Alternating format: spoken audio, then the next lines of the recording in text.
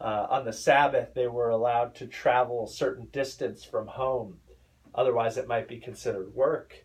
And if you were a tailor or somebody that made clothes, you weren't even allowed to carry with you a needle because you might be tempted to sew something, and that was work on the Sabbath. And they could travel a certain amount of distance from their homes. So they would take a few possessions with them, and they would stop at the limit that they could travel, and they would set that down and say, "This is my home," and then they could travel a little bit further.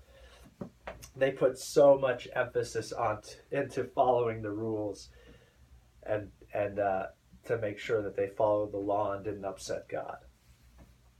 The offer was not to be a fan of Jesus. It wasn't to be a secret admirer. I want you to look at a story of a man who kind of just wanted to be a secret admirer of Jesus, and Jesus, clearly, that's not what he wanted from him. Turn over to John chapter 3. This, here in this passage we get, probably the most famous and most quoted verse in the whole Bible in John 3:16. But we're just going to look at the first couple verses here. John chapter 3, starting at verse 1. Now there was a man of the Pharisees named Nicodemus, a ruler of the Jews. This man came to Jesus by night and said to him, "Rabbi, we know that you are a teacher come from God, for no one can do these signs that you do unless God is with him." Jesus answered him, "Truly, truly, I say to you, unless one is born again, he cannot see the kingdom of God." That's a little bit of detail that you might have picked out in that couple of verses there was that Nicodemus is a Pharisee, so he's a ruler of the Jews. He's a religious leader, a teacher. He's very respected in that time. He's looked up to. He has quite a bit of prestige coming with him. And he comes to Jesus at night.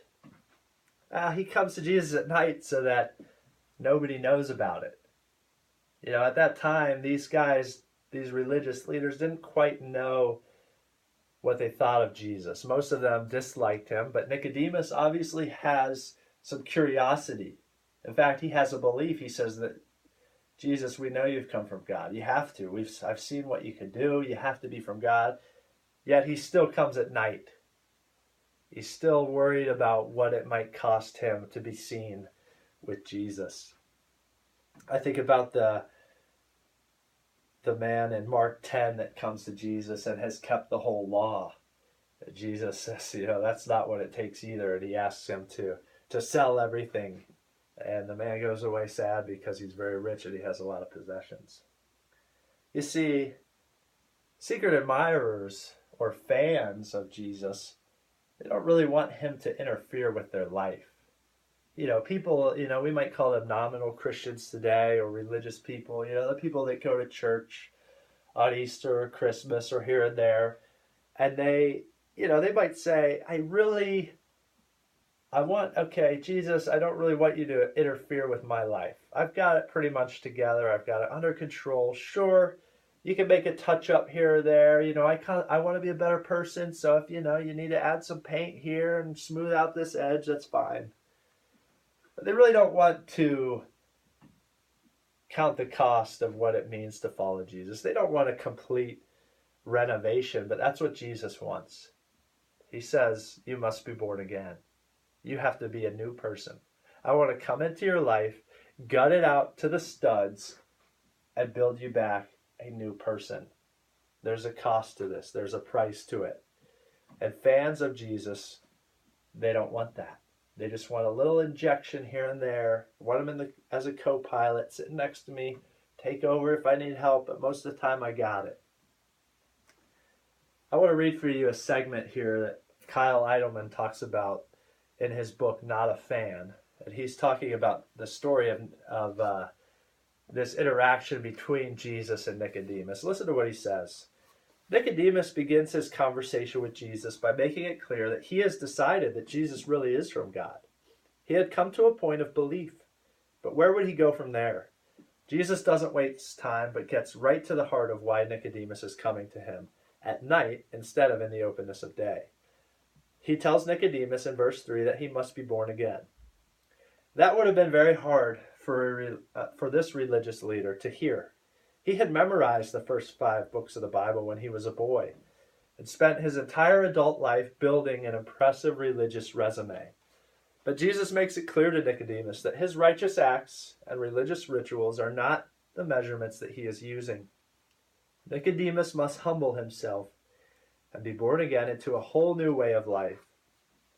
Nicodemus had made a decision about Jesus, but that's not the same as following him. Jesus would not accept a relationship with Nicodemus where he simply believed. Jesus wanted Nicodemus to follow. Jesus didn't just want Nicodemus at night. He wanted Nicodemus during the day too. There shouldn't be a distinction between there shouldn't be a difference between making a decision about Jesus and a decision to follow Jesus. But unfortunately, there is. You see, this invite was to be a disciple, a follower. He says, "Come, follow me." Now, these men in those boats on that day, they knew exactly what it meant to be a follower, to be a disciple. You see, after their elementary school, and if you made it into the higher education, you showed great ability. Some of them, most would return home again after this time and start working the family business. But some of them would say, you know what, I really have a passion to be a rabbi. I want to go further in this. They want to be what was called a talmid, a disciple. Now this would be like the 12 disciples that Jesus had, his close disciples. This is what he's asking them to be. You know, Jesus had his 500 plus that followed him around from village to village. He even had 70 that he sent out to do his work.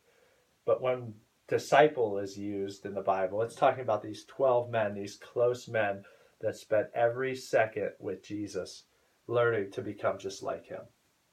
As a disciple was a person that said, you know what, I don't just want to go through all this schooling and know what the teacher knows. I don't want to know everything that he teaches me and understand that. I want to be who he is. I look at his walk with God. That's exactly what I want to be. I want to be just like that person. So they would go and they would find at this time a rabbi that they really liked or they really respected, and they would go up to him and they would say, "May I follow you?" And after some time, the rabbi would do a little observation. He would kind of keep an eye on them, and at some point he may say to them, "You can follow me, sure." But most of them were turned down. Now these boys at this time were willing to give up everything, to leave home, to follow this rabbi. And they would follow him oftentimes for several years. Wherever he went, village to village. As he taught, they would listen. When he slept, they slept. When he ate, they ate with him. They were taking down these notes in extreme detail in their minds of what the rabbi was like, what he did, exactly what he did, because they were consumed 24 hours a day with wanting to be exactly who he was. They wanted to be just like this rabbi. They would walk behind him in single file line from village to village as he led the way, and his sandals would kick up dust. They would become covered in his dust. For years they would follow him, covered in his dust, watching him, listening to him, studying him to become just like him. After several years, the rabbi may turn to them one day and say, "You've made it. Now you can go make your own disciples. You're your own rabbi." That was what it took to become a rabbi, to become a disciple. They had to go to school, memorize the books of the Old Testament.